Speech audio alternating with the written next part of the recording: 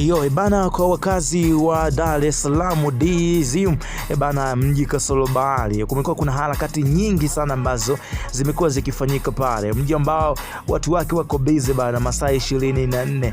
Na by the way, serikali inataka kuhakikisha kwamba Kariakoo inakuwa inawaka masaa 24. Ni sehemu pekee ambayo ina watu wengi sana na mzunguko wake wa kibiashara huko very hot. Sasa bana, kaya 900 of course kusaidiwa gharama za kupanga nyumba. Hii iko vipi bana? Of course zaidi ya watu kaya 900 zinazoishi kando ya barabara ya mabasi yaendayo haraka BRT jijini Dar es Salaam zinatarajiwa kunufaika na mpango mpya wa majaribio ulioanzishwa na mfuko wa maendeleo yani TASAF ili kusaidia familia zenye kipato cha chini kukabiliana na gharama za upangaji.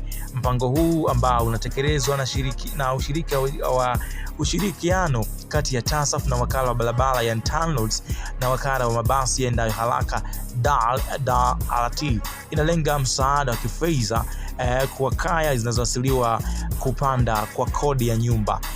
Awamu ya kwanza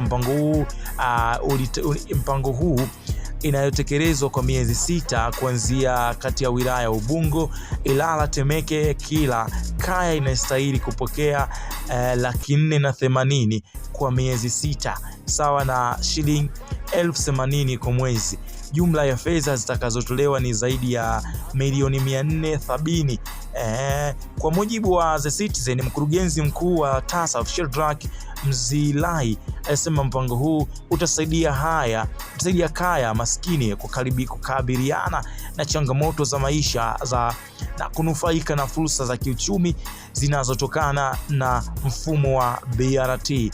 Hii ni kutoka Dar es Salaam, ndio taarifa iko hivyo. Maoni yako ni yapi na hicho ambacho kimeweza kutolewa?